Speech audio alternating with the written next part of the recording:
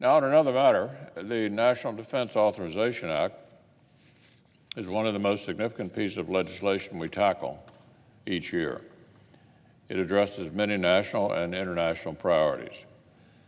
But underneath, there are countless local stories of service members, families, communities, and installations all across our country.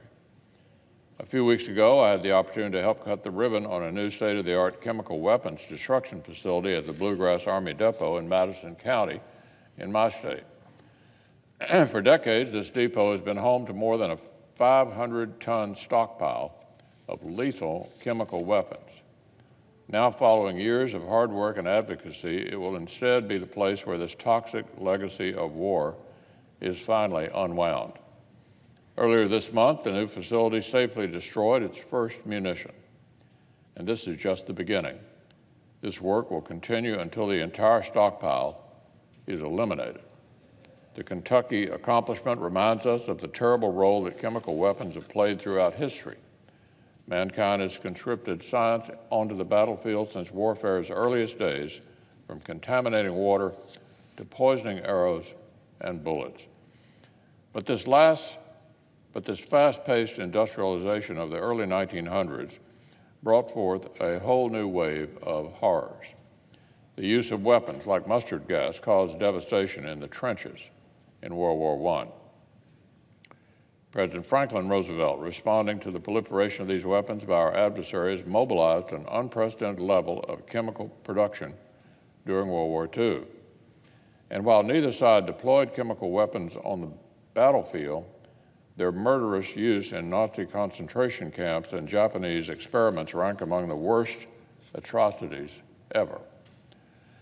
And then during the Cold War, these horrific weapons brought new challenges to our nation's strategic defense, to communities like Richmond, Kentucky.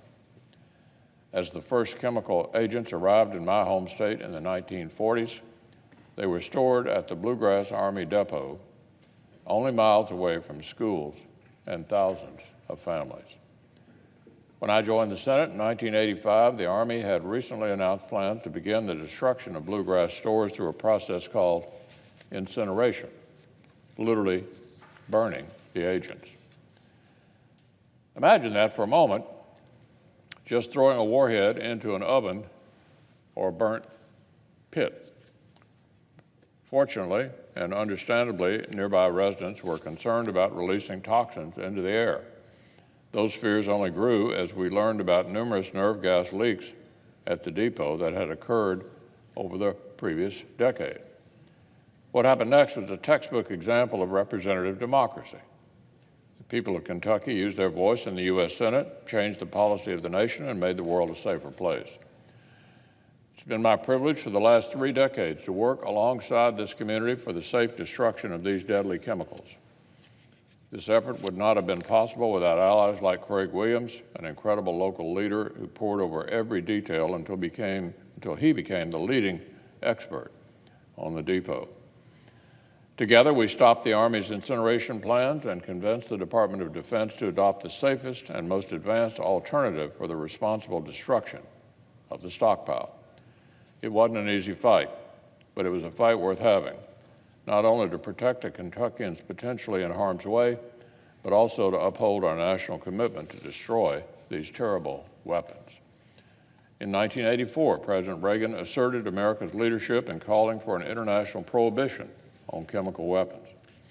The next decade, we made international progress toward the same goal by joining the Chemical Weapons Convention.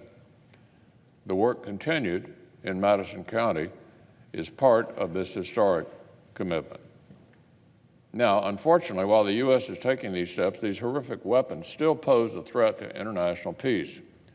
Some of our adversaries are choosing a different path by preserving, modernizing, and using their stockpiles. Remember, Syrian dictator Bashar al-Assad's use of chemical weapons against his own people was the subject of the Obama administration's failure to enforce its own so-called red line. We also saw Russian operatives deploy advanced nerve agents in the middle of a residential neighborhood in the United Kingdom just last year. Thankfully, President Trump has taken a different approach to American leadership.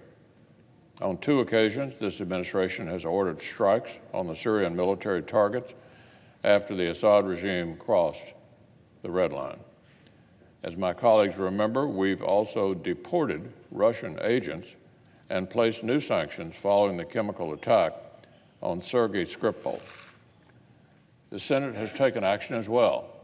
The first piece of legislation we passed this Congress, S1, included the Caesar Syria Civilian Protection Act, which would hold the Assad regime and its enablers more accountable for recent atrocities. The use of chemical weapons is a stain on human history. It's time for civilized nations the world over to turn the page once and for all. And the Bluegrass Army Depot is ready to do its part.